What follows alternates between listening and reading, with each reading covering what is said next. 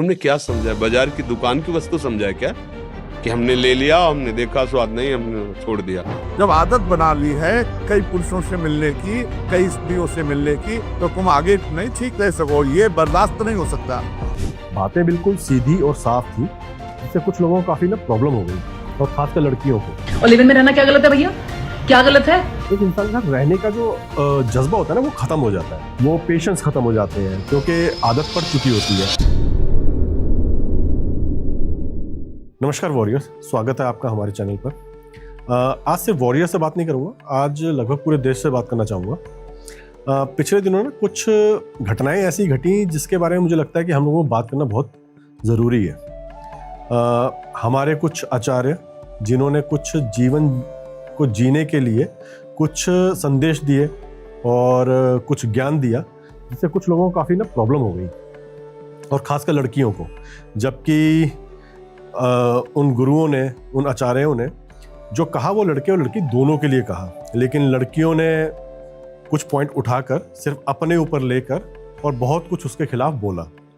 और कहते हैं ना कि जो गलत होता है, अगर कोई किसी बात को पॉइंट आउट कर दे तो जो इंसान उससे टारगेट हो जाता है उसको ज़्यादा बुरा लगता है। मैं बात कर रहा हूँ प्रेमानंद महाराज जी की, मैं बात कर रहा हूँ अनिरुद्धाचार्य जी की, जिन्होंने लिव इन रिलेशंस को लेके कुछ ऐसी बातें कही जो कुछ लोगों को बहुत बुरी लग गई। लिव इन रिलेशन, अब ये क्या है?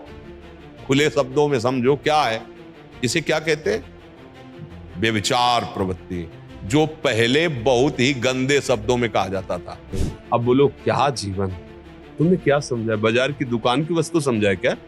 कि हमने ले लिया, हमने देखा स्वाद नहीं, हमने छोड़ दिया। ये आप खिलवाड़ समझते हो? किसी के जीवन के साथ खिलवाड़ कर देना। Girlfriend, boyfriend, live in relation, इनमें कोई परिपाटी रह गई धर्म की? मतलब पशुता है। हमारे शब्दों को बच्चे थोड़ा बुरा मानेंगे, पर इसमें पशुता है स्पष्ट।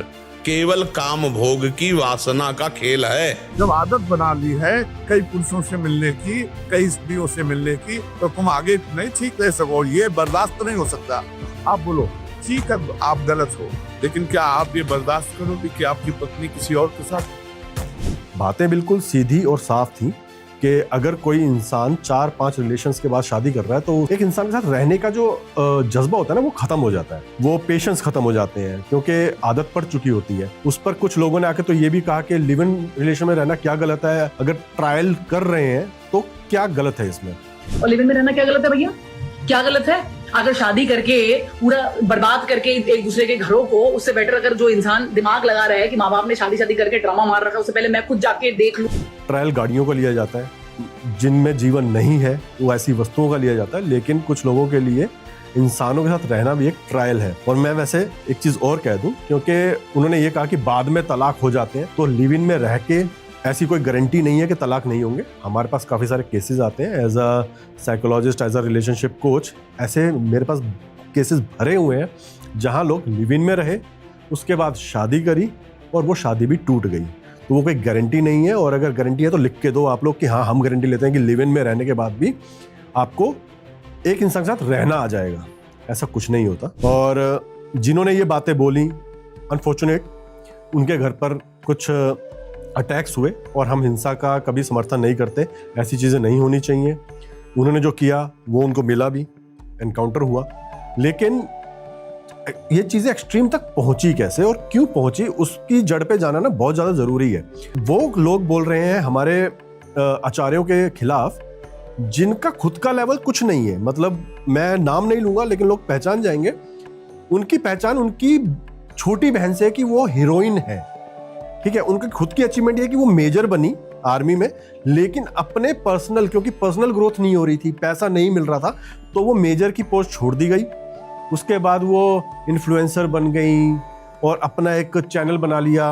ऑलमोस्ट मिलियन उनके फॉलोअर्स हैं, लेकिन उनको ये हक नहीं मिलता है कि हमारे आचार्यों के खिलाफ, सनातन के खिलाफ आप उल्टा सीधा बोलें।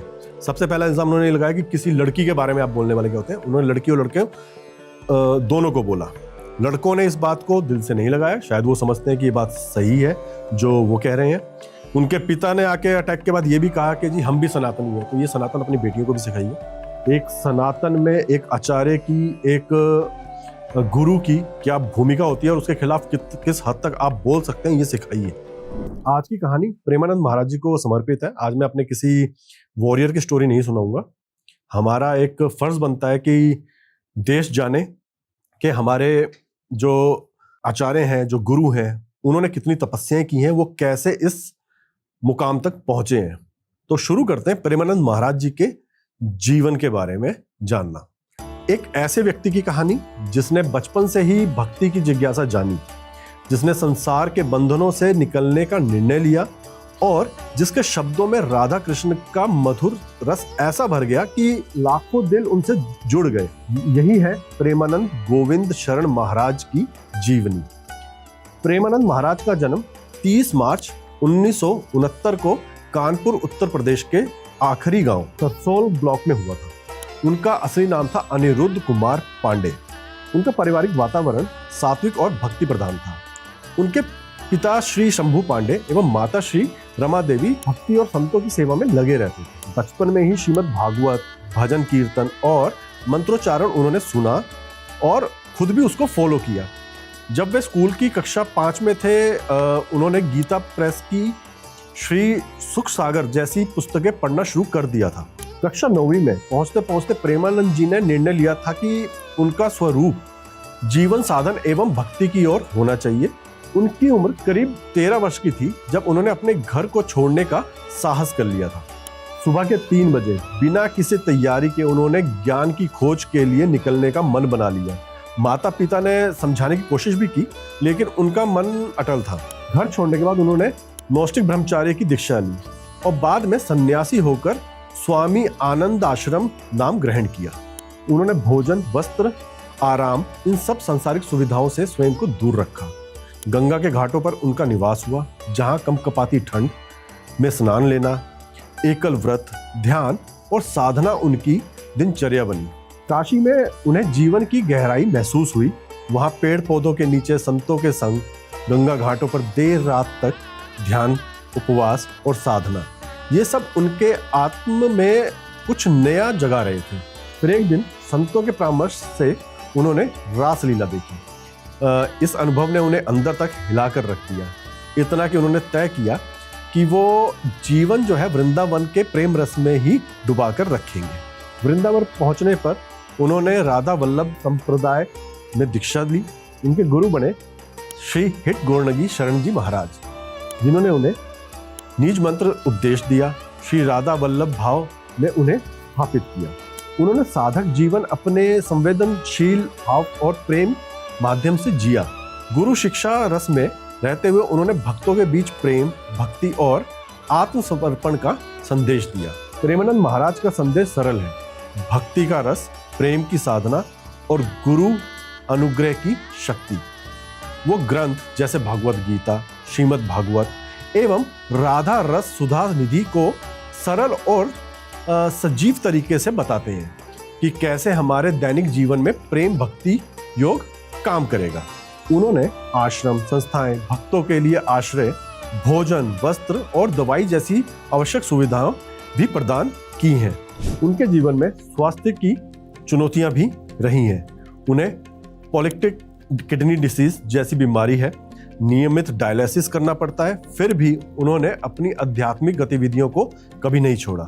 उनके प्रवचनों में लोगों को जो बात सबसे ज्यादा आकर्षित करती है वो ये है कि वो काफी सरल भाषा का इस्तेमाल करते हैं, हृदय स्पर्शी दृष्टिकोण और भक्त भाव से भरी संबोधित शैली का उपयोग करते हैं। वृंदावन और मथुरा में भक्तों की भीड़ लगी रहती है सिर्फ उनकी एक झलक पाने के लिए।